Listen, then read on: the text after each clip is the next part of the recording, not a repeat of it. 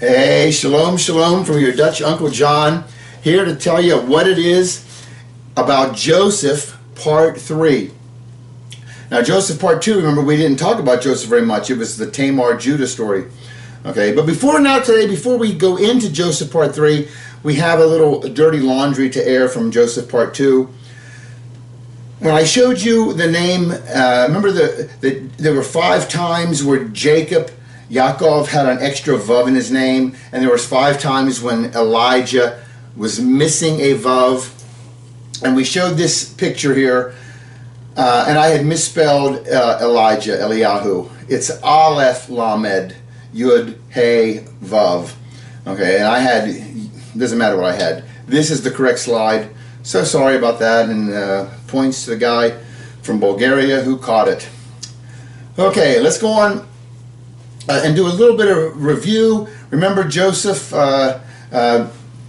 he gets sold into Egypt, and then the brothers in chapter 37, they took Joseph's multicolored coat, tunic, and they slaughtered a male goat, and they dipped the tunic in the blood. And then in chapter 38 was Judah Tamar. Remember, in Tamar, she took that veil and covered herself and dressed up like a prostitute to get Judah to sleep with her. And then in chapter 39, you have Joseph down there working for Potiphar, and he raises Joseph to number 2 in the household, and the wife tries to seduce him, and he runs out, but she grabs his coat and then accuses him to her husband that, hey, look what your Hebrew boy has done, trying to rape me. And in all 3 of those, we've had deception by garment, 3 chapters in a row. Okay, and then it left Potiphar in the position where he's got to punish Joseph, because if he doesn't, it looks like he doesn't believe his wife, and he shouldn't believe his wife. She was just a scorned woman and upset. So we left off in Genesis 39, and it says, verse 20, so Joseph's master took him and put him into the jail, the place where the king's prisoners were confined, and he was there in the jail. But the Lord was with Joseph and extended kindness to him and gave him favor in the sight of the chief jailer. The chief jailer committed to Joseph's charge all the prisoners who were in the jail, so that whatever was done there, he was responsible for it. The chief jailer did not supervise anything under Joseph's charge because the Lord was with him, and whatever he did, the Lord made him to prosper. So now Potiphar raises him to number 2 in his household, and then the chief jailer raises him to number 2 in the jail. Okay, Genesis 40, verses 1. Then it came about after these things that the cupbearer and the baker for the king of Egypt offended their lord, the king of Egypt. Pharaoh was furious with his 2 officials, the chief cupbearer and the chief baker. Take note of those 2. So he put them in confinement in the house of the captain of the bodyguard in the jail, the same place where Joseph was imprisoned. The captain of the bodyguard put Joseph in charge of them, and he took care of them, and they were in confinement for some time. Then the cupbearer and the baker for the king of Egypt, who were confined in jail, both had a dream the same night, each man with his own dream, each dream with its own interpretation. When Joseph came to them in the morning and observed them, behold, they were dejected. In verse 7, he asked Pharaoh's officials who were with him in confinement in his master's house, why are your faces so sad today? Then they said to him, we have had a dream, and there is no one to interpret it. Then Joseph said to them, do not interpretations belong to God? Tell it to me, please. So the chief cupbearer told his dream to Joseph and said, in my dream, behold, there was a vine in front of me. On the vine were 3 branches, and as it was budding, its blossoms came out, and its clusters produced ripe grapes. Now Pharaoh's cup was in my hand, so I took the grapes and squeezed them into Pharaoh's cup, and I put the cup in Pharaoh's hand. Then Joseph said, this is the interpretation of it. The 3 branches are 3 days. Within 3 days, Pharaoh will lift up your head and restore you to your office, and you will put Pharaoh's cup in his hand, according to your former custom when you were his cupbearer. Only keep in mind when it goes well with you, and please do me a kindness by mentioning me to Pharaoh and get me out of this house. For I was in fact kidnapped from the land of the Hebrews, and even here I have done nothing that they should put me in this dungeon. Okay, this is all kind of cool, isn't it? How this is all working out. Joseph thinking, this is get me out of here. Okay, and then there's the chief baker, and he sees all this happening. So when the chief baker, is verse 16, when the chief baker saw that he had interpreted favorably, he said to Joseph, I also saw in my dream, and behold, there were 3 baskets of white bread on my head. And in the top basket there was some of all sorts of baked food for Pharaoh, and the birds were eating them out of my basket on my head. Then Joseph answered and said, This is the interpretation. The 3 baskets are 3 days. Within 3 more days, Pharaoh will lift up your head from you and will hang you on a tree, and the birds will eat your flesh off of you. Okay, not as a rosy outcome as the cupbearer there, right? Verse 20, Thus it came about on the 3rd day, which was Pharaoh's birthday, that he made a feast for all his servants. And he lifted up the head of the chief cupbearer and the head of the chief baker among his servants. He restored the chief cupbearer to his office, and he put the cup in Pharaoh's hand, but he hanged the chief baker, just as Joseph had interpreted to them. Yet the chief cupbearer did not remember Joseph, but forgot him. Okay, a lot going on right there. Notice a couple things. One, notice that these dreams have come in pairs. Okay, in fact, we saw it back in the first video. Remember, Joseph has a dream where there were all the sheaves of wheat, and they're bowing down to him. And then Joseph has a second dream where the sun, moon, and stars are bowing down to him. Those dreams came in pairs. And here we have dreams coming in pairs again. Whenever something is repeated in the Bible, it is established. Okay? It's going to happen. So that's kind of cool. And notice also here the 2 guys that have the dreams. One is the cupbearer. The cupbearer holds the wine. The wine would represent the blood. And then you have the chief baker, and the baker represents the bread. You got the bread and the wine. You see that picture, okay, showing up here. And the bread represents the flesh. The wine represents the blood. We are to live not after the flesh. We are to be under the blood of Yeshua, right? Saved by the blood. Notice which one of these 2 guys ends up living and which one dies. The one associated with the wine, blood, he lives. The one associated with the bread, the flesh, he dies. Okay?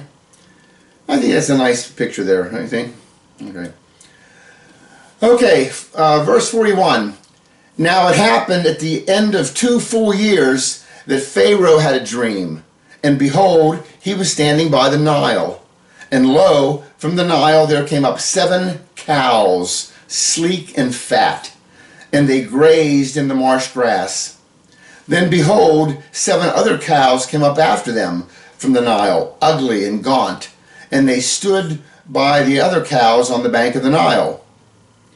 The ugly and gaunt cows ate up the 7 sleek, fat cows. Then Pharaoh awoke. Verse 5, he fell asleep and dreamed a second time, and behold, 7 ears of grain came up on a single stalk, plump and good. Then behold, 7 ears, thin and scorched by the east wind, sprouted up after them.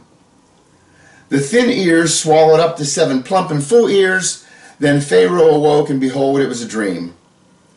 Now in the morning his spirit was troubled, so he sent and called for all the magicians of Egypt and all its wise men, and Pharaoh told them his dreams, but there was no one who could interpret them to Pharaoh.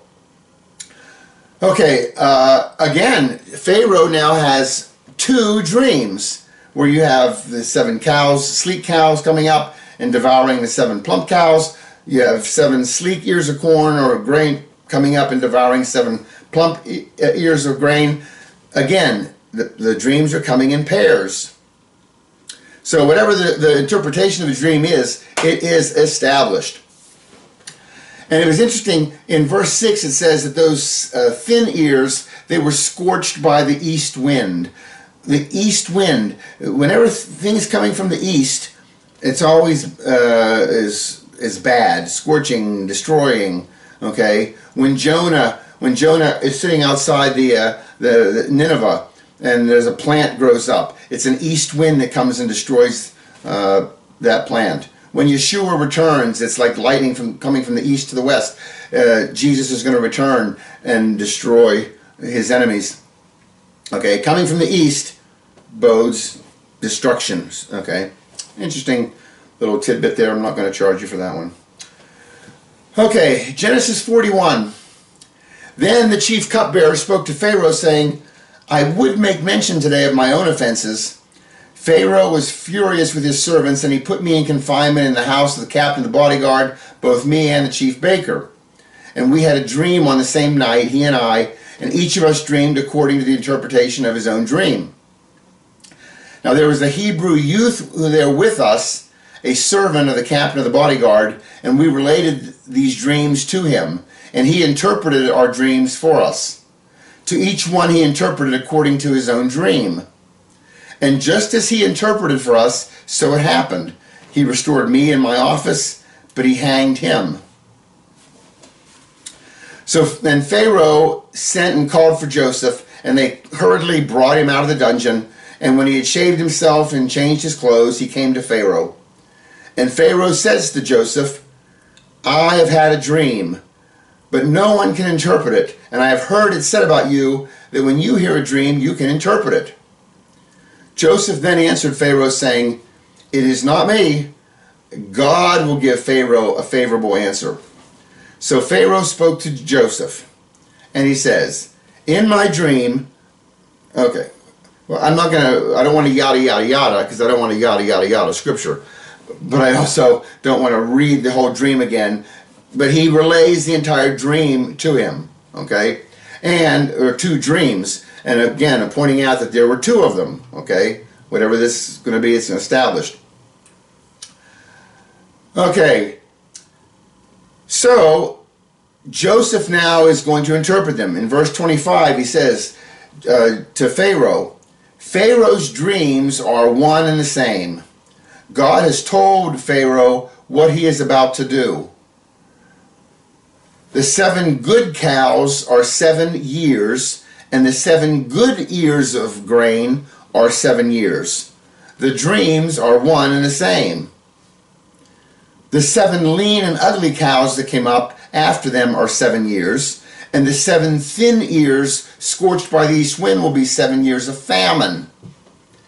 It is as I have spoken to Pharaoh. God has shown Pharaoh what he is about to do. Verse 29, behold, 7 years of these 7 years, by the way, these are going to be very prophetic here. Verse 7, the 7s and the 7s, watch this. Right now we're doing a lot of reading, and it's going to get a lot of interpreting in a minute. Verse 29, behold, 7 years of great abundance are coming in all the land of Egypt. And after them 7 years of famine will come. And all of the abundance will be forgotten in the land of Egypt, and the famine will ravage the land. So the abundance will be unknown in the land because of the subsequent famine, for it will be very severe. Now, as for the repeating of the dream to Pharaoh twice, it means that the matter is determined by God, and God will quickly bring it about. So now let Pharaoh look for a man discerning and wise, and set him over the land of Egypt. discerning and wise. You remember, that's what Solomon asked for. God, give me wisdom and discernment. Ask for that on your knees at night. Wisdom and discernment. Verse 34. God has to answer that prayer. He has to give you wisdom and discernment if you ask for it. And you can't get it any other way.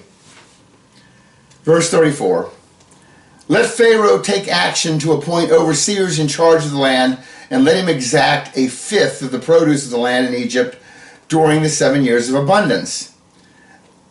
Then let them gather all the food of these good years that are coming, and store up the grain for food in the cities under Pharaoh's authority, and let them guard it. And let the food become as a reserve for the land for the 7 years of famine which will occur in the land of Egypt, so that the land will not perish during the famine. Now the proposal seemed good to Pharaoh and to all his servants. Okay, so a famine is coming. There's going to be 7 years of abundance, then 7 years of famine, and we can prepare for it by saving up 1/5, and then we'll store it up and have it for the famine years. What is all this prophetically, and what does it represent? Okay, the 7 good years, the 7 good cows, the 7 good ears of corn, I think this is representative of the Word of God. The Word, we're going to have 7 good periods of the Word being spread. Okay, the Word, Jesus is the Word. Jesus also said He is the bread of life. Okay, it makes sense. All right. So how are these 7 periods manifest? Well, if you look in Revelation chapter 1, okay, verse 1, Revelation is the revelation of Jesus Christ, which God gave unto him to show unto his servants things which must shortly come to pass, and he sent and signified it by his angel unto the servant John.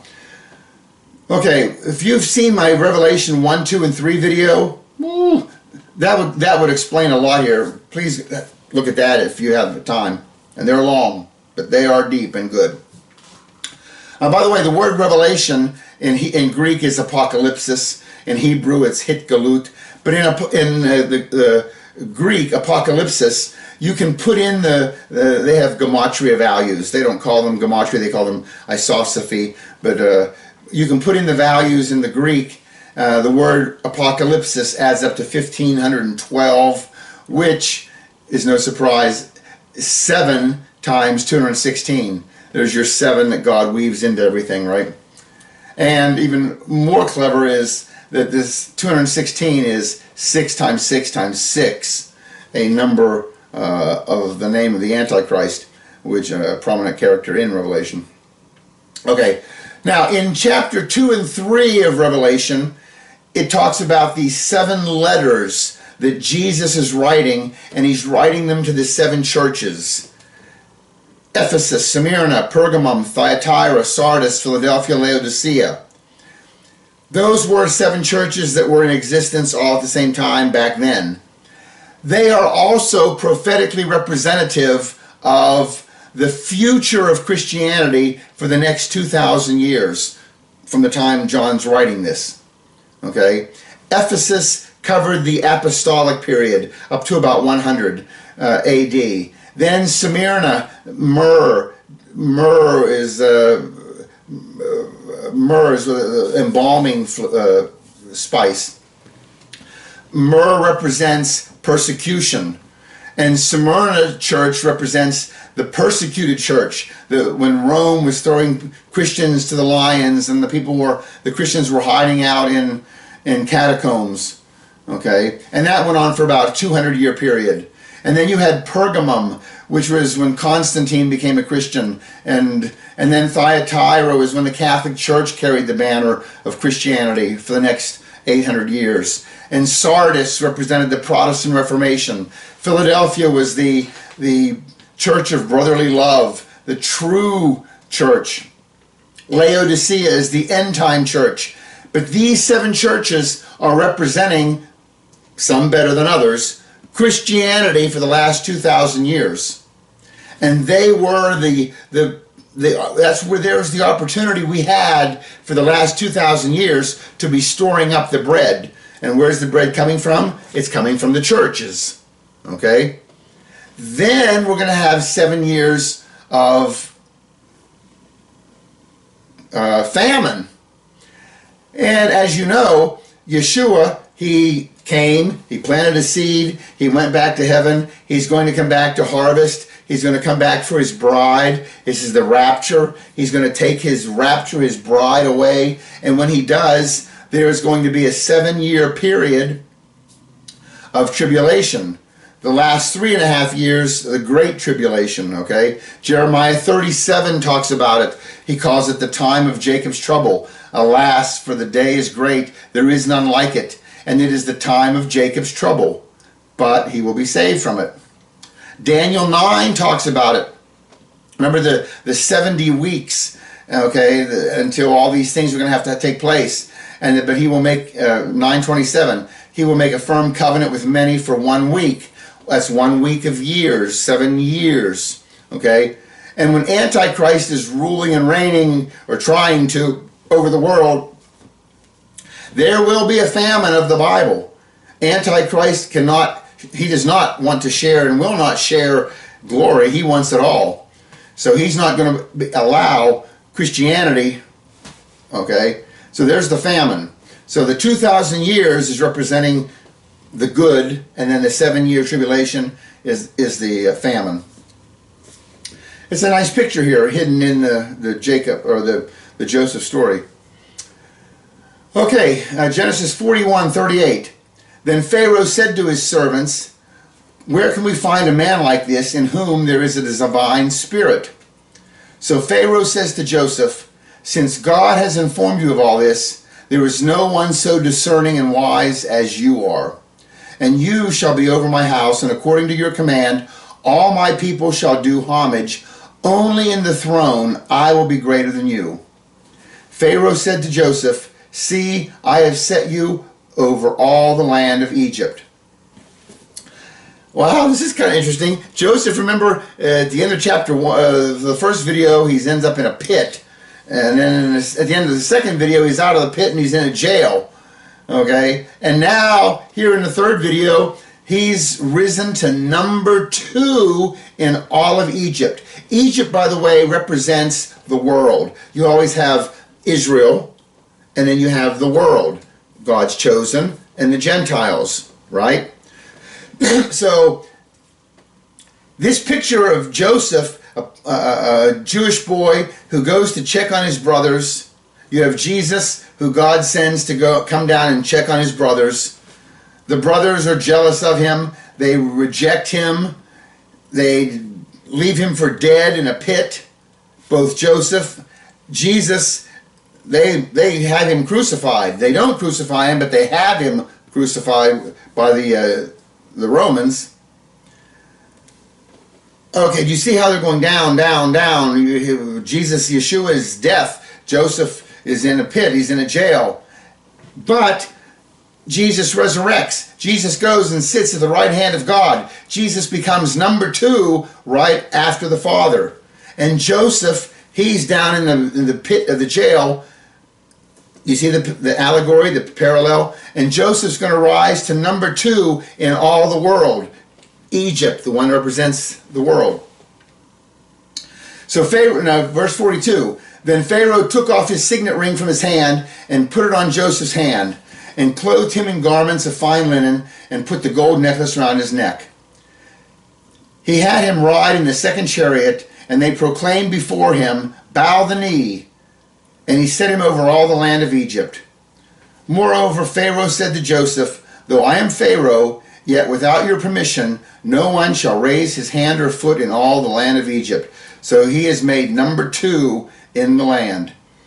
And notice, someone's going before him in the chariot and proclaiming, "Bow the knee." Whenever Joseph passes, you must bow the knee. There's another parallel there with Yeshua.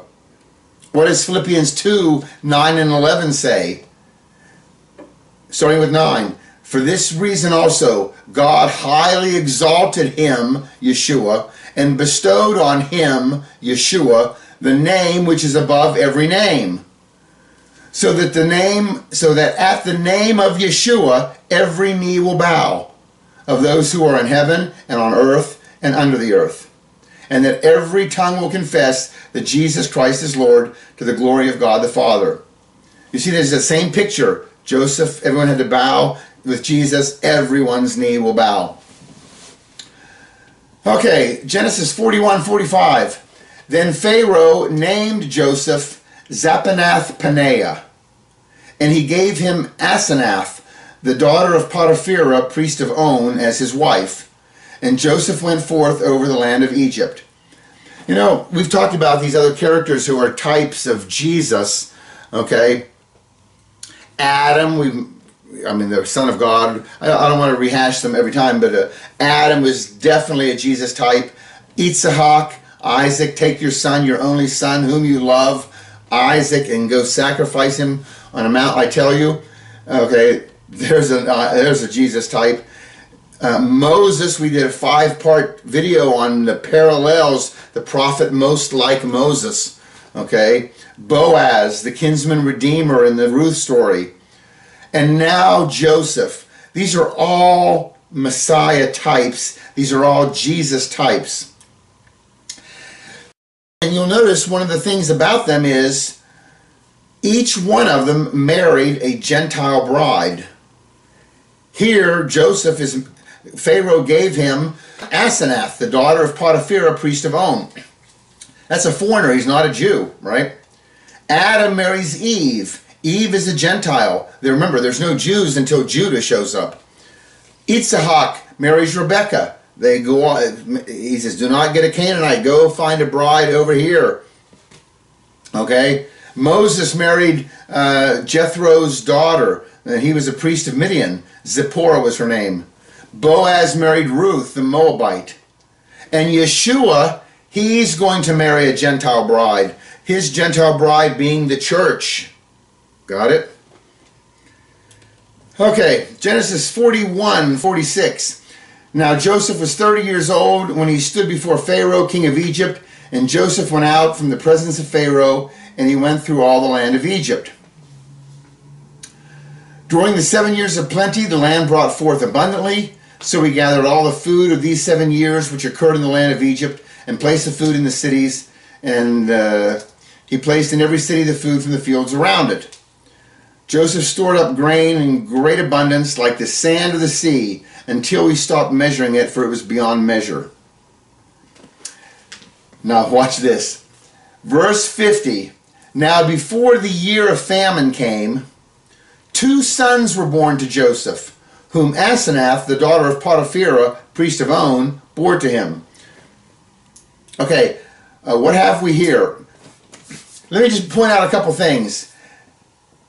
These 2 boys that Joseph has, they are not Jews. They are Gentiles. It depends on your mother. That's how it's established, okay?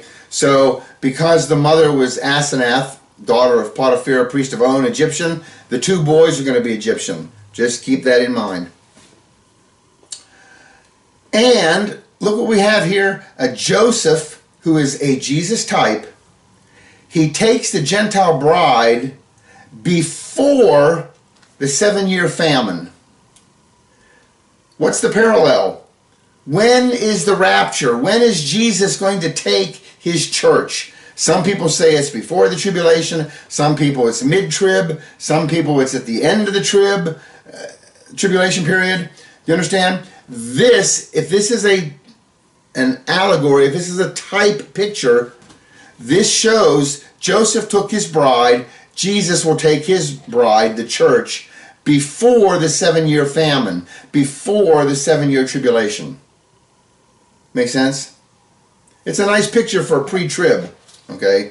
And plus, it's more logical. I mean, a post at the end of the 7 years, you know, the rapture is not the second coming. The rapture is him taking his bride. The second coming is he comes back to destroy all his enemies, and we come with him, okay? And he destroys them all, and then we all have a big feast, the marriage supper. Okay? It doesn't make sense that he would leave us here for the 7 years of tribulation and then whisk us up, okay? Beat the hell out of us for 7 years and then take us to dinner. That's not the picture I see of Yeshua coming for his bride. Okay. So 51, verse 51, Joseph named the firstborn Manasseh, for, he said, God has made me forget all my trouble in my father's household. There's a lot hidden in that word Manasseh, I guess. And he named the second Ephraim, for he said, God has made me fruitful in the land of my affliction. That word Ephraim, anytime you hear that Pei, Resh, Yud, and the Pei, remember, can be an F sound, like phone, P, P-H. Ephraim, okay? And it's the P-R-I. P-R-I, F-R-I. You see the word fruit. It's a peri in Hebrew, but the P can be an F, and the F and the R. And the word fruit comes very similar from the word P-R-I that we have in Hebrew. Or that's what I see anyway. Okay. And Ephraim is going to mean fruitful. Okay. Bethlehem Ephratah. Anytime you hear that P-R-I, think of fruitfulness. Genesis 41:53. When the 7 years of plenty which had been in the land came to an end, and the 7 years of famine began to come, just as Joseph had said, then there was famine in all the lands. But in all the land of Egypt there was bread. 55. So when all the land of Egypt was famished, the people cried out to Pharaoh for bread, and Pharaoh said to all the Egyptians, go to Joseph. Whatever he says to do, you shall do. Wow, wait a minute. Boy, does that strike a memory, or a future memory. Because in John 2:5, remember Jesus is at the wedding in Cana, and they run out of wine, and they ask his mother, and Mary says, his mother said to the servants, whatever he says to do, whatever he says to you, do it. It's the exact same thing. But with Joseph, it's with bread. With Jesus, it's with wine. There again, there's that bread-wine correlation. You see it? Okay? It kind of weaves itself through ever since the beginning. Okay? Even, remember, Melchizedek brought bread, Abraham brought bread and wine from Melchizedek. All right, Genesis 41:56. When the famine was spread over all the face of the earth, then Joseph opened all the storehouses and sold to the Egyptian, and the famine was severe in the land of Egypt. The people of all the earth came to Egypt to buy grain from Joseph because the famine was severe in all the earth. Okay, how do we solve the famine? John 6:35, Jesus said to them, I am the bread of life. He who comes to me will not hunger. He who believes in me will never thirst. You see the parallel between Joseph and Jesus, Yeshua. Okay, Genesis 42. It's going to get good here. Watch this. Genesis 42, verse 1. Now Jacob, remember him? This is the father of all these boys.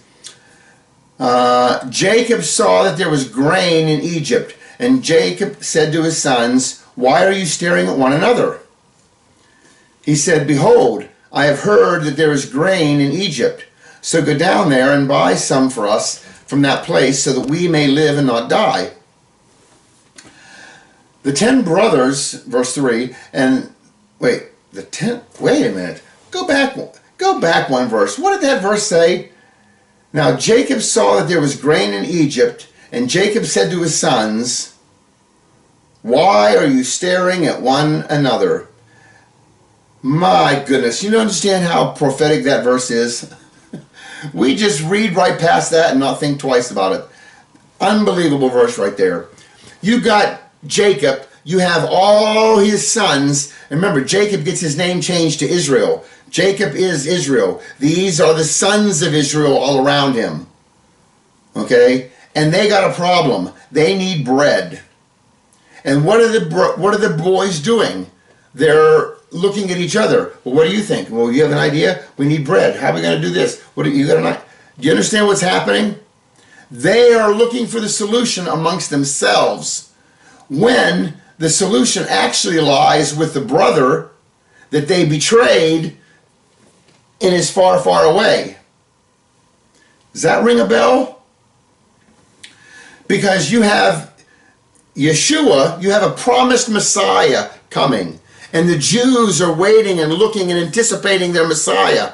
But the Jews think that their Messiah, and they're correct, that the Messiah is coming from one of their own. Okay, that was the prophecy that he told Moses, right? I'm going to raise up a prophet from among your countrymen. He's going to be Jewish. So they're expecting a Jewish Messiah. But they're constantly looking at one another, who the Messiah might be, instead of the one that they betrayed, who's far, far away. You see that picture? Here, when I was in Israel, you'll see this poster everywhere. Okay, this is on the back of a road sign next to an oil tank. But this guy here, he is the Lubavitcher Rebbe, Rabbi Menachem Mendel Schneerson, of righteous memory.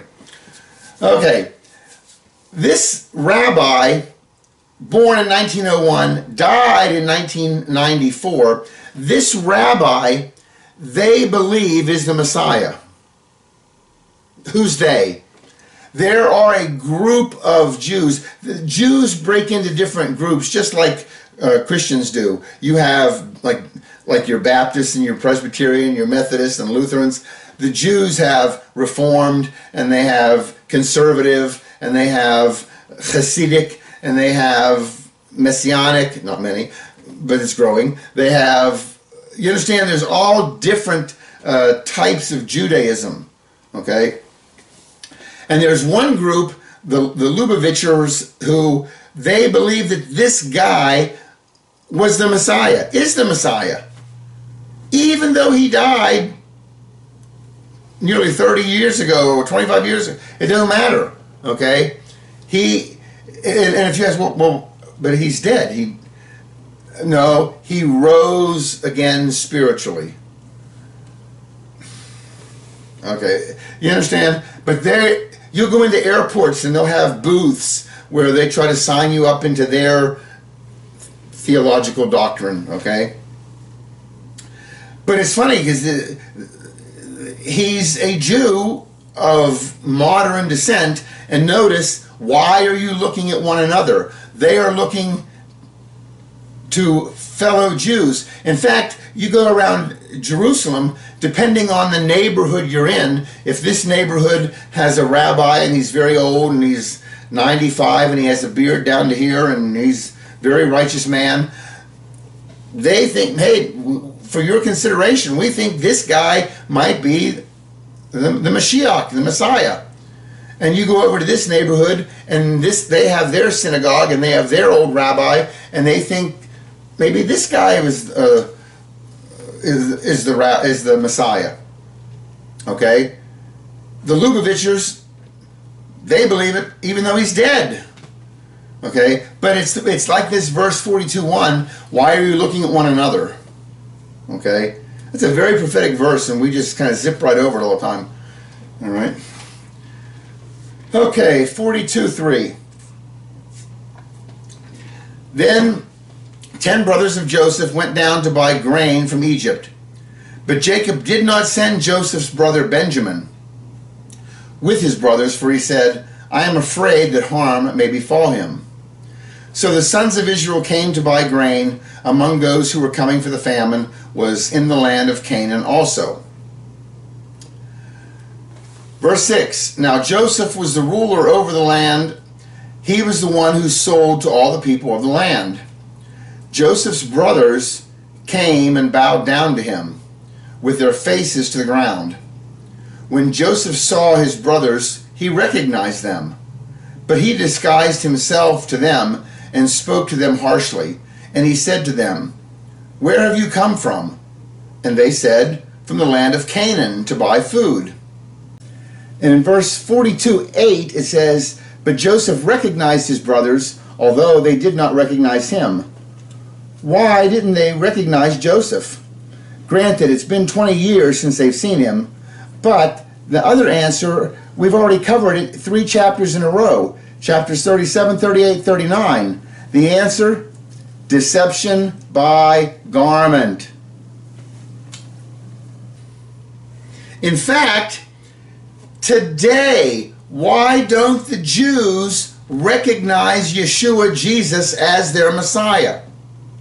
I'm going to tell you, and it's from experience. I learned this. I was in Israel with my very good friend, we won't mention names, and we were in some kind of, the Catholics had built a church over something, and we went in and looked at it, and we were coming out, and there's a gift shop. There's gift shops outside of every Catholic church in Israel.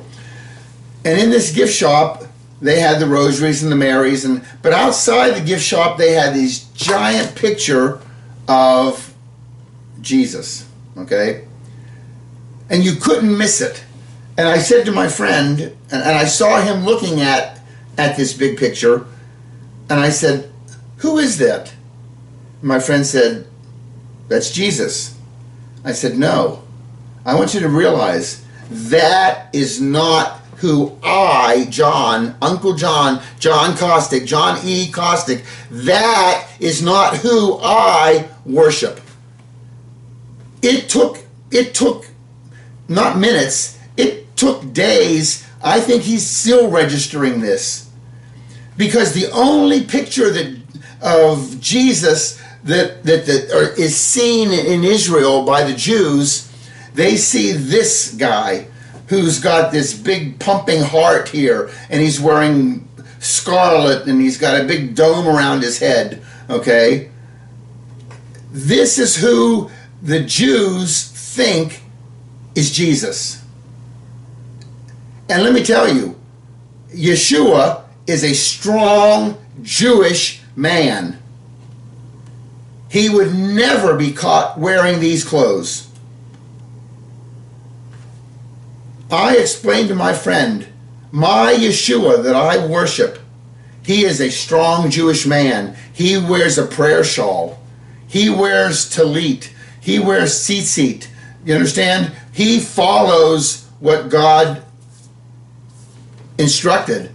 This Jesus character that you're seeing, it's a creation of Gentiles. And honestly, if you're Jewish and you see this creation that we've made, that man has made of Jesus, that is as foreign to a Jew as a Buddha statue or an elephant god from India. Do you understand?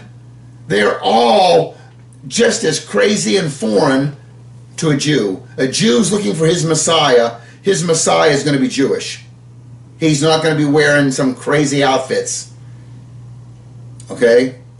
So there's a big prophetic picture here that Joseph's brothers, he recognizes them, but they don't recognize him because he's in foreign garments.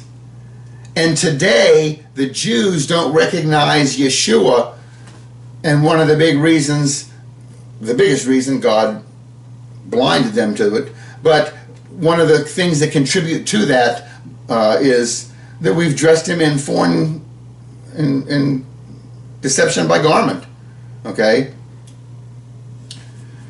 Not only that, it continues. Look at the painting there, The Last Supper by Leonardo da Vinci, okay?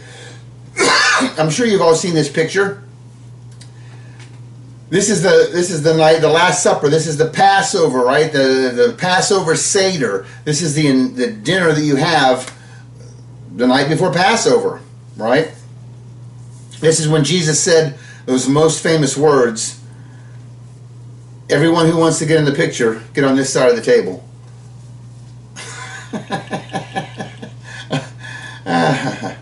Okay, you know what? This picture, it has done more to harm the cause of Jesus, I think, because this has nothing to do with the Last Supper, a Passover Seder. First of all, that's supposed to happen on Passover Eve, at night, at sunset, when it becomes Passover.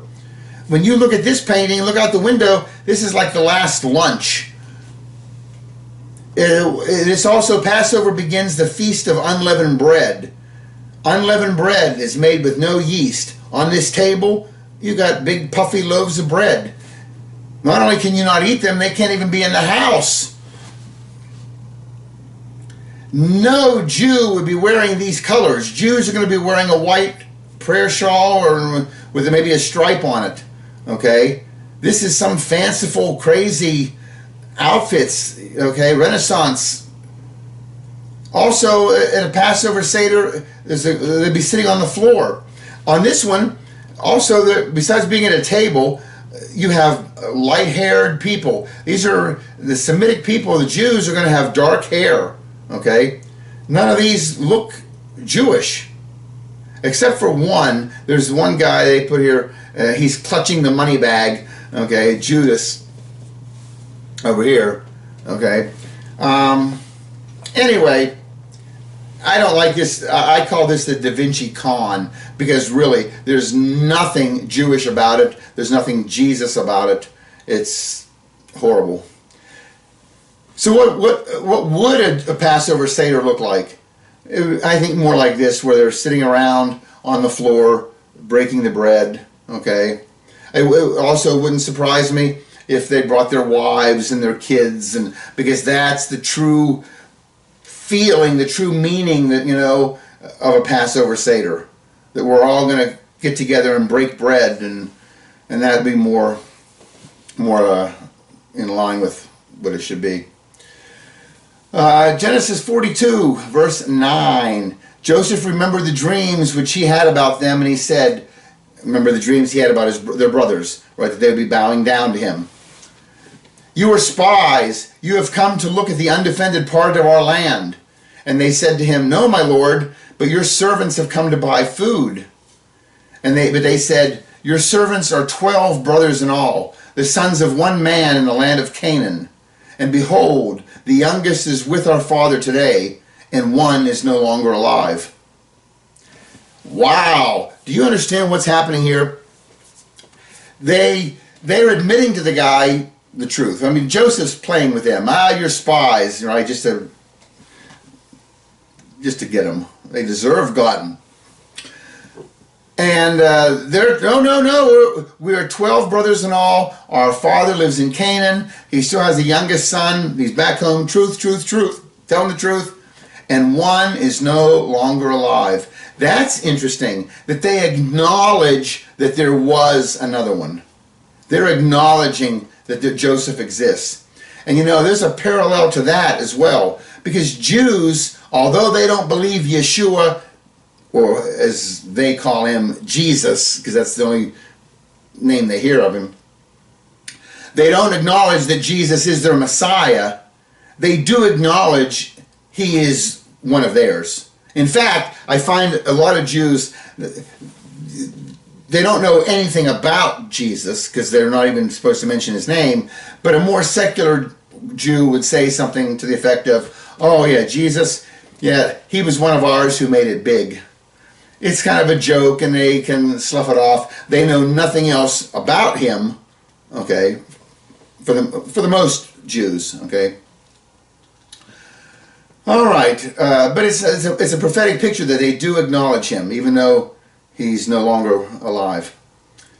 42:14, Joseph said to them, It is as I said to you, you are spies, and by this you will be tested. By the life of Pharaoh you shall not go from this place unless your youngest brother comes here.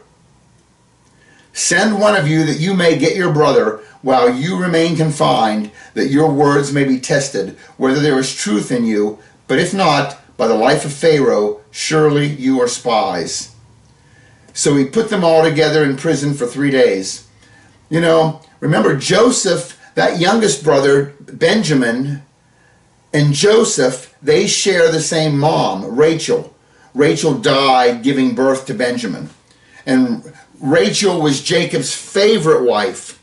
So these two boys, Joseph and Benjamin, they hold a special place for Jacob. And Joseph and Benjamin have a certain bond because they are the brothers of the one wife who Dad really, really, really loved. And Joseph knows what these brothers, or he suspects he knows. He knows the brothers threw him in the pit. He probably assumes the brothers sold him. However it happened, he ended up sold in Egypt. But he knows what happened to him from these rat-fink brothers. And so he has to be concerned about his brother Benjamin. Just for his well-being. That's why he's asking them, bring your brother. Because he wants to make sure that these rats didn't do to Benjamin what they did to him. See that picture there? It's there. 42:18. Now Joseph said to them on the third day, do this and live, for I fear God. If you are honest men, let one of your brothers be confined in your prison. But as for the rest of you, go, carry grain for the famine of your households. And bring your youngest brother to me, so your words may be verified, and you will not die. And they did so. Verse 21, then they said to one another, truly we are guilty concerning our brother, because we saw the distress of his soul when he pleaded with us, yet we would not listen. Therefore this distress has come upon us. Again, the brothers, it's sinking in. What we did to Joseph, what goes around comes around. It's coming back to bite us now, okay? This is why we're having all this distress. Verse 22, Reuben answered them saying, told you so, told you so. You just smack people like that. Reuben answered them saying, did I not tell you, do not sin against the boy, and you would not listen? Now comes the reckoning for his blood. They did not know, however, that Joseph understood, for there was an interpreter between them. They don't even need an interpreter. Joseph grew up speaking their language. He's standing there listening to them. Okay, and Reuben, remember Reuben means behold, Ben, a son. Behold, a son. And Reuben said, didn't I say, don't sin against the boy? Behold the son, don't sin against him. Okay? And there's a parallel in John 19:5 when they bring Jesus, then came out wearing a crown of thorns and a purple robe. And Pilate said to them, behold the man. Behold the son, with Joseph, Reuben, behold the man, Jesus and Pilate. Genesis 42:24. And Joseph, he turned away from them and wept. But when he returned to them and spoke to them, he took Simeon from them and bound him before their eyes. Okay, so we have Joseph weeping here, and in John 11:35, the shortest verse in the Bible, Jesus wept. There's a little parallel between them there. But take note of this where it says, he took Simeon from them and bound him before their eyes. It's just a reminder of where Simeon lies in the list of kids. Reuben was first, Simeon was second. These are the sons of Leah. Okay, and Rachel doesn't have hers until the very end, right? All the 10 sons before, either Leah's or Leah's maidservant or Rachel's maidservant has them all. Okay, 34:25. Now it came, this Simeon, that's what I was talking about. Simeon, it says that he took Simeon and bound him before their eyes. Okay, let me remind you who Simeon is. Remember, there was the story with Dinah. Okay, Dinah is their sister. All these boys, we're talking about Jacob's boys, there's actually a girl involved, a daughter named Dinah. And they go and they meet this foreign king, or this king somewhere down here, and while they're there, the king's son, Shechem, he goes in and gets Dinah alone and rapes her. And when Dinah tells Jacob and the brothers, this is what's happened, Shechem did this to me, Jacob says, well, he needs to marry you, but he can't marry you unless he's been circumcised and accepts our God, which these people agree to do. And so when they get circumcised, the next night when they're in pain and recovering, Simeon and Levi, back in Genesis 34:25, each took his sword and came upon the city unawares and killed every man. So, I mean, this is just horrible. You got these people, this whole city agrees to believe in your God, and they go so far as to allow themselves to be circumcised, and while they're recovering, you go in and kill them all.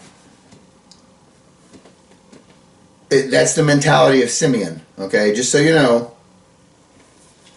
And at the end of Genesis, when Jacob is giving out all the blessings, the prophetic blessings to his sons, in verse 5 of Genesis 49, it says, Simeon and Levi are brothers. Their swords are implements of violence.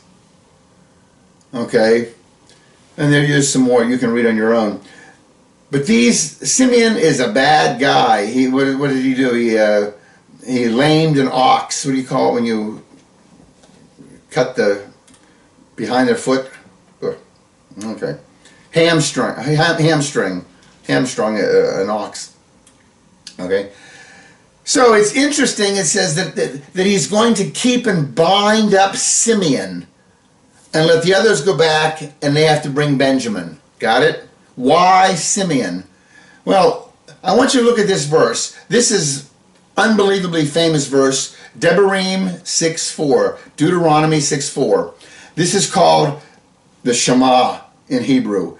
Hear, O Israel, the Lord is our God, the Lord is one.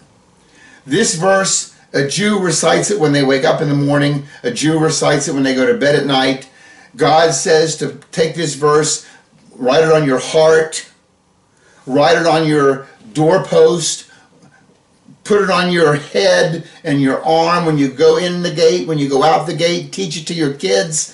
This is huge, this verse.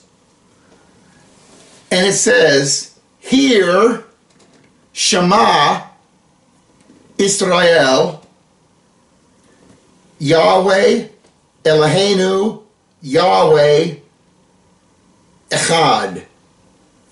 Notice he says 3 times, Yahweh is 1, Eloheinu is 2, Yahweh is 3. He mentions 3 different names or titles for himself, and then he says, we're one. Okay, we've talked about this Echad in this case. It points to one, but it refers to whenever multiple things come together and become one. One cluster of grapes, okay, an example. But that first word is Shema. Shema means hear, okay? And you know, Shema is where we get Shimeon. Shimeon is hearing. You can hear them in there, right? Shema, Shimeon. So the brother that they bound, Joseph had Shimeon bound while they went to check on their brother and bring back their brother. Okay? Verse 42:24, he turned away from them and wept. And when he returned to them and spoke to them, but he took Shimeon from them and bound him before their eyes. Notice, why don't the Jews believe Yeshua is their Messiah? Here's the prophetic thing right here. Their hearing was bound. Does that make sense? That's why they haven't heard it, because the prophetic picture. Remember, the Jews had to be supernaturally blinded so that they would reject the Messiah, so that they could have the Messiah crucified. which he had to be crucified. We needed that perfect blood sacrifice. And by rejecting their Messiah, they are scattered all over the world. That's why the God of Israel is known all over the world. The Jews hearing and that was, you understand?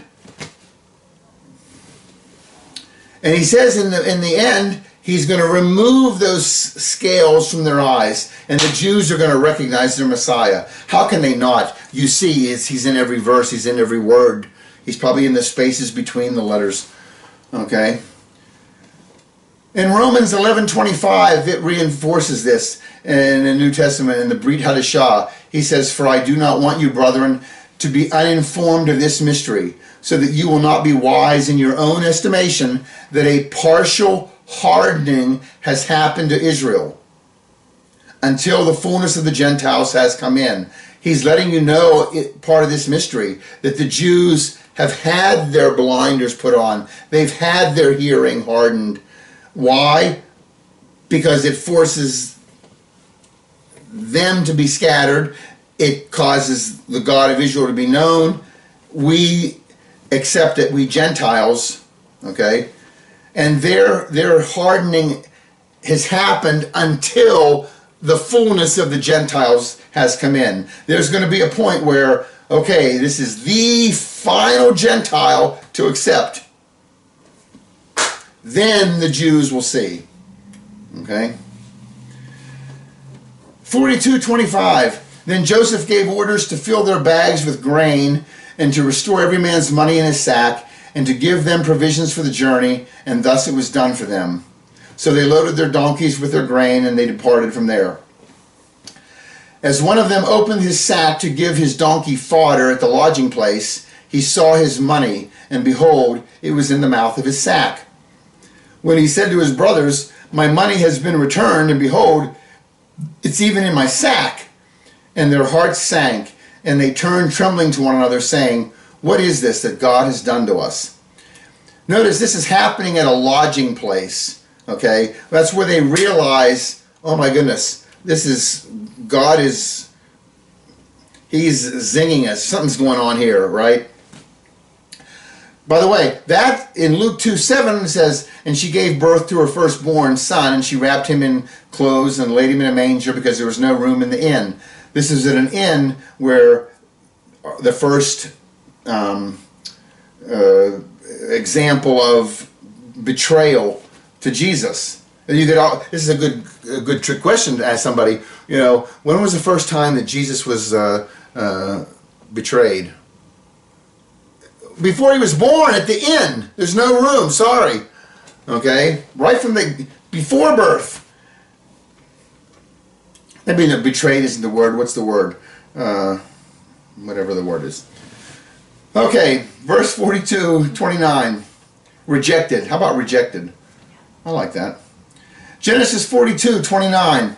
And here, I'm not going to read them all because this is an endless video. In 29, the brothers came to their father Jacob. In 30, they said, "The Egyptian leader spoke harshly with us, and he took us for spies." In verse 31, we said, "We are honest men, we're not spies." In verse 32, he told them, "We are 12 brothers. One is no longer alive, and the youngest is with our father today." Verse 33, and the Egyptian leader said, "Leave one of your brothers with me." Verse 34, "Bring your youngest brother so I know that you're not spies, but that you're honest men." And verse 35, and they emptied their sacks, and the money was in the sack. Here they're just retelling the whole story to Jacob.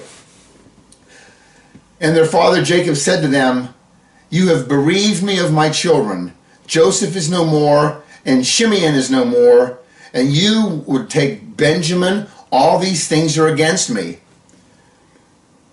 I understand Jacob's picture here, right? He's already lost 2 sons, and you want to take Benjamin, my favorite, now?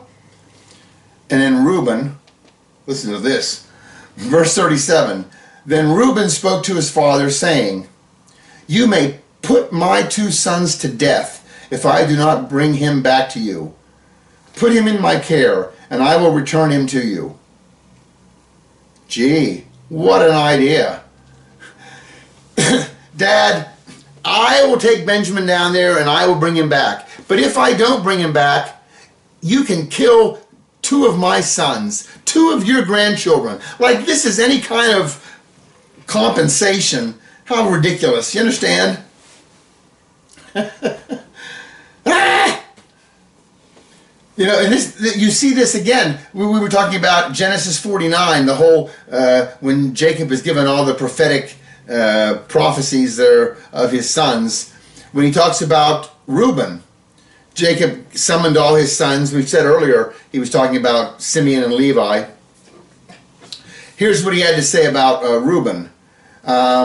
Reuben, you are my firstborn, my might, and the beginning of my strength, preeminent in dignity and preeminent in power. Uncontrolled as water, you shall not have preeminence, because you went up to your father's bed, then you defiled it, and he went up to my couch. Reuben did go sleep with one of Jacob's concubines, but he's uncontrollable. He's you know, and he's going to pay for that. He doesn't get the preeminence. Okay. And in verse 38 of Genesis 42, but Jacob said, my son shall not go down with you, for his brother is dead, and he alone is left. If harm should befall him on the journey you are taking, then you will bring my gray hair down to Sheol in sorrow. So he's pretty adamant he's not going to send Benjamin. Verse 3 of chapter 43. Judah spoke to him, however, saying, the man solemnly warned us, you shall not see my face unless your brother is with you. Judah, by the way, Judah's name means praise. In Hebrew, it's Yehuda. And I like to point this out. Yehuda is spelled Yud, He, Vav, Dalet, He. Notice there's a Yud, He, Vav, He in his name. That's Yahweh. And there's a Dalet in there. The Dalet, its picture is a door. So, how do you get to Yahweh? The door to Yahweh goes through Yehuda. And it really does. There's the door, and it's going through the word Yehuda. Okay? And sure enough, the Messiah does come through the line of Yehuda, of Judah. Okay? Micah 5:2 prophesies that it's going to happen. But you, Bethlehem, Ephratah, there's the Ephratah, remember, the fruitful.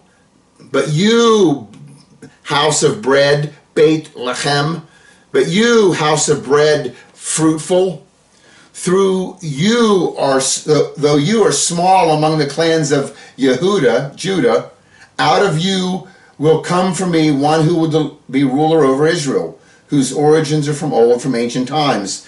The Messiah is coming from Bethlehem. He's coming from the tribe of Judah. And his origins are eternal. This is letting you know the Messiah is God. You see the picture there? Okay. Then Israel said, Israel said, this is Jacob, right? They're switching his name here. Then Israel said, why did you treat me so badly by telling the man whether you still had another brother? And they said, the man questioned us particularly about us and our relatives, saying, is your father still alive?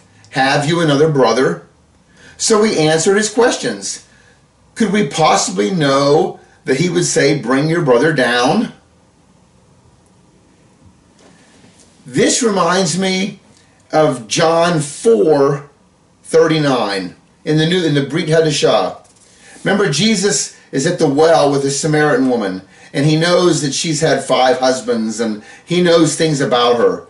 And it says, from that city many of the Samaritans believed in him, Jesus, Yeshua, because of the word of the woman who testified. He told me all the things that I have done. You know, Jesus just knew things he shouldn't have known. And you see that same picture here when the brothers are with with Joseph, you know, Well, he was asking these questions, you know. Do you have another brother? Is your father still alive? It's like he just knew. Then Judah said to his father Israel, "Send the lad with me, and we will arise and go, that we may live and not die, we as well as you and our little ones." Remember, there's a raging famine going on, right? They need food. I love this. Verse 9. Yehudah says, "I myself will be surety for him. You may hold me responsible for him. If I don't bring him back to you and set him before you, then let me bear the blame before you forever. And for if we had not delayed, surely by now we could have returned twice." This is nice. This is so nice. Reuben's idea is, listen, if I don't bring him back, kill my 2 sons. Judah is taking more responsibility. Judah is saying, I will be responsible for him. Hold me responsible. Well, that's nice. If you remember, Judah was the one who said, what does it profit us if we kill him? Let's sell him. You understand? That gives you the mentality of Judah. What does the profit us to kill him? Let's sell him. We also have Judah. Remember, Judah was the one who said, she's pregnant. She needs to be burned. Have her burned. Okay? So Judah is a rapscallion, isn't he? But it seems like he's coming around here. Okay? That he's going to take the blame. Then their father Israel said to them, "If it must be so, then do this. Take some of the best products of the land in your bags and carry down to the man as a present. A little balm, a little honey, some aromatic gum and myrrh, pistachio nuts and almonds. And take double the money in your hand, and take back in your hand the money that was returned in the mouth of your sacks. Perhaps it was a mistake." Notice Israel, he's doing the same thing he always is. You know, Jacob is kind of a manipulator, an opportunist. The heel grabber was his name, right? Yaakov, the heel grabber. He always is trying to control and manipulate. And here he's kind of doing the same thing. Instead of just, all right, when you go back there, here, take some bribes. Here, take some balm and some honey and some gum and myrrh and nuts. Instead of just God, take them safely and bring them back safely. You understand? That's the way it needs to go, not him trying to manipulate it through there. Verse 13, "Take your brother also, and arise, and return to the man. And may God Almighty grant you compassion in the sight of the man, so that he will release to you your other brother and Benjamin. And as for me, if I am bereaved of my children, I am bereaved." So the men took this present, and they took double the money in their hand, and Benjamin, and they arose and went down to Egypt and stood before Joseph. Verse 16, "When Joseph saw Benjamin with them, he said to the house steward, 'Bring the men into the house, and slay an animal and make ready, for the men are to dine with me at noon.' So the men did as Joseph said, and brought the men to Joseph's house. Now the men were afraid, because they were brought to Joseph's house, and they said, 'Is it because of the money that was returned in our sacks the first time that we are brought in, that we may seek occasion against us and fall upon us and take us for slaves with our donkeys?'" They're worried, you see, because the money was put back in their sack. Maybe this is some kind of a trick. They're going to get us in here and then they're going to zing us, okay? Okay, you know, I think this is a good part to end Joseph part 3. We should have one more part and we're done with Joseph. I'm not sure what we're doing next. Anyway, thanks for watching. To God be the glory. To God be the honor. To God be the praise. And seriously, isn't it neat, the prophetic stuff, how that weaves in, and you see it. It's just there. Okay, God bless. See you soon. Bye.